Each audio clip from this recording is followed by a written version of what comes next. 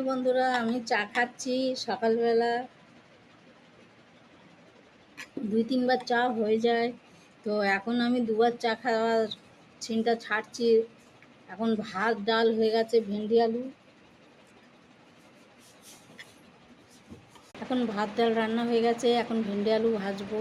তো দেখিয়ে দেবো একবার আপনাদেরকে। আজকের এসবই ছাড়ছি। হাই বন্ধুরা, ভাত ডাল রান্না হয়ে গেছে, ভেন্ডি আলু ভাজা করবো। আজকে শর্টকাটের রান্না। চা খেয়ে দেখাচ্ছি আপনাদেরকে।